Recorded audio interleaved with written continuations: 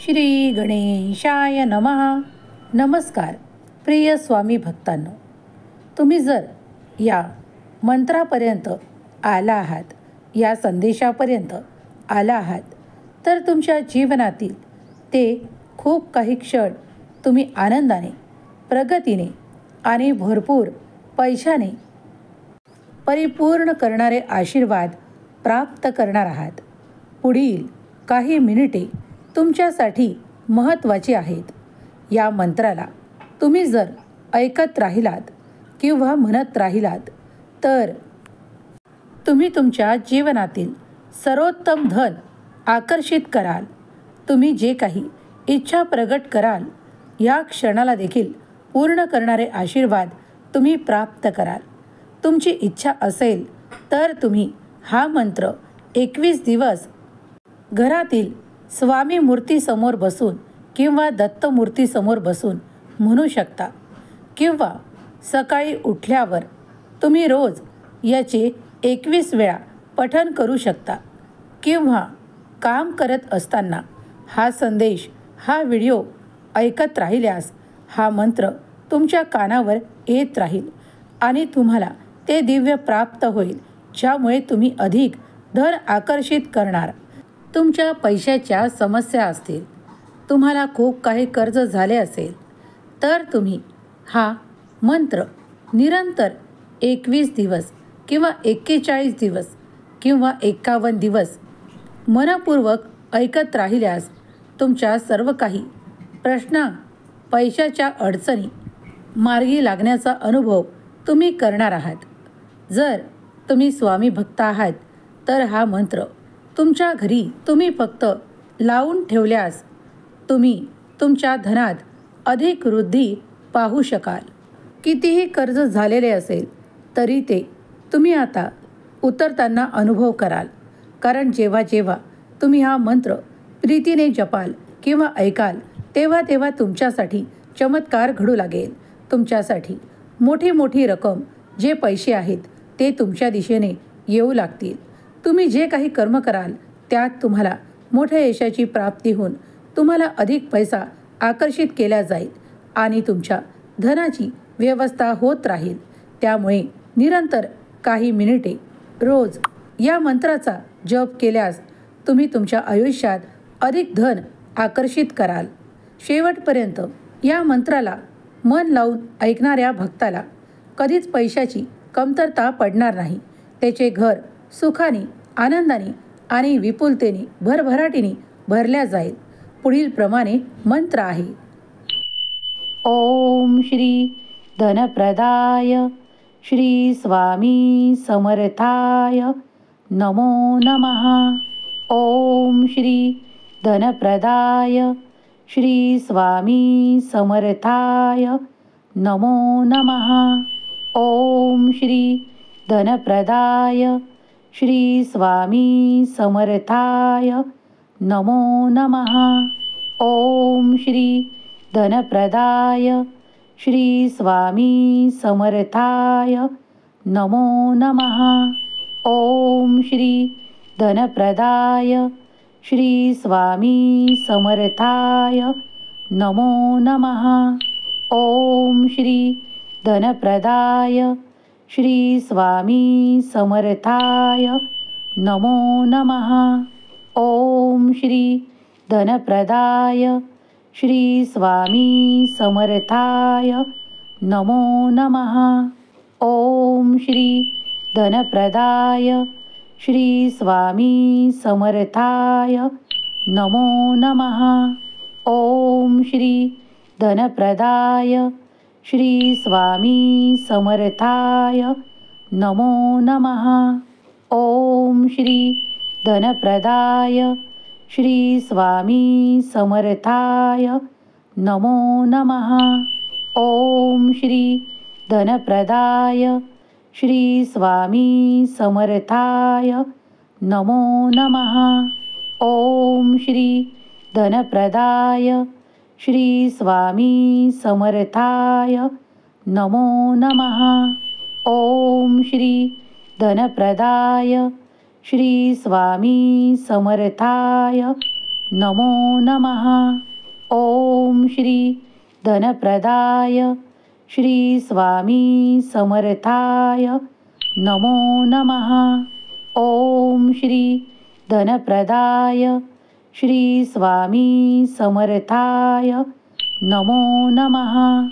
ओम श्री धनप्रदाय श्री स्वामी समर्थाय नमो नमः. ओम श्री धनप्रदाय श्री स्वामी समर्थाय नमो नमः. ओम श्री धनप्रदाय श्री स्वामी समर्थाय नमो नमः. ओम श्री धनप्रदाय श्री स्वामी समर्थाय नमो नमः. ओम श्री धनप्रदाय श्री स्वामी समर्थाय नमो नमः. ओम श्री धनप्रदाय श्री स्वामी समर्थाय नमो नमः. ओम श्री धनप्रदाय श्री स्वामी समर्थाय नमो नमः. ओम श्री धनप्रदाय श्री स्वामी समर्थाय नमो नमः. ओम श्री धनप्रदाय श्री स्वामी समर्थाय नमो नमः. ओम श्री धनप्रदाय श्री स्वामी समर्थाय नमो नमः. ओम श्री धनप्रदाय श्री स्वामी समर्थाय नमो नमः. ओम श्री धनप्रदाय श्री स्वामी समर्थाय नमो नमः. ओम श्री धनप्रदाय श्री स्वामी समर्थाय नमो नमः. ओम श्री धनप्रदाय श्री स्वामी समर्थाय नमो नमः.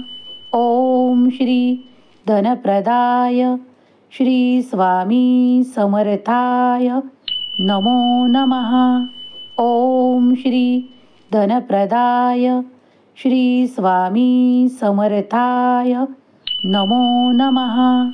ओम श्री धनप्रदाय श्री स्वामी समर्थाय नमो नमः.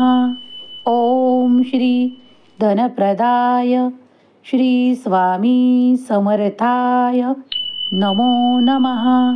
ओम श्री धनप्रदाय श्री स्वामी समर्थाय नमो नमः. ओम श्री धनप्रदाय श्री स्वामी समर्थाय नमो नमः.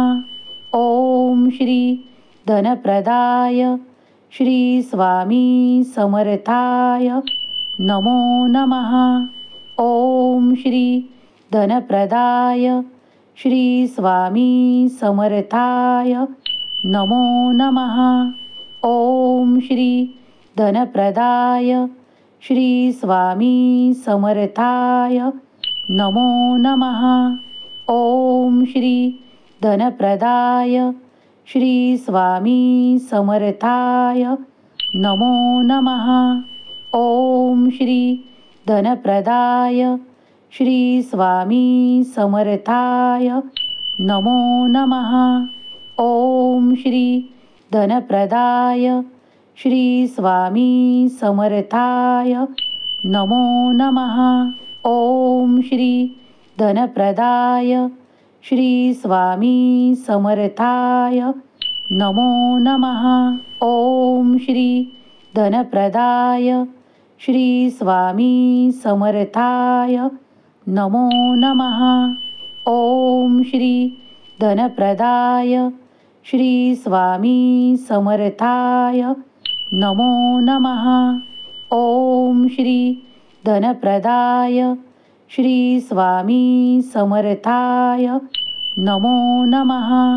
ओम श्री धनप्रदाय श्री स्वामी समर्थाय नमो नमः. ओम श्री धनप्रदाय श्री स्वामी समर्थाय नमो नमः। ओम श्री धनप्रदाय श्री स्वामी समर्थाय नमो नमः। ओम श्री धनप्रदाय श्री स्वामी समर्थाय नमो नमः। ओम श्री धनप्रदाय श्री स्वामी समर्थाय नमो नमः। ओम श्री धनप्रदाय श्री स्वामी समर्थाय नमो नमः। ओम श्री धनप्रदाय श्री स्वामी समर्थाय नमो नमः। ओम श्री धनप्रदाय श्री स्वामी समर्थाय नमो नमः। ओम श्री धनप्रदाय श्री स्वामी समर्थाय नमो नमः। ओम श्री धनप्रदाय श्री स्वामी समर्थाय नमो नमः। ओम श्री धनप्रदाय श्री स्वामी समर्थाय नमो नमः। ओम श्री धनप्रदाय श्री स्वामी समर्थाय नमो नमः। ओम श्री धनप्रदाय श्री स्वामी समर्थाय नमो नमः।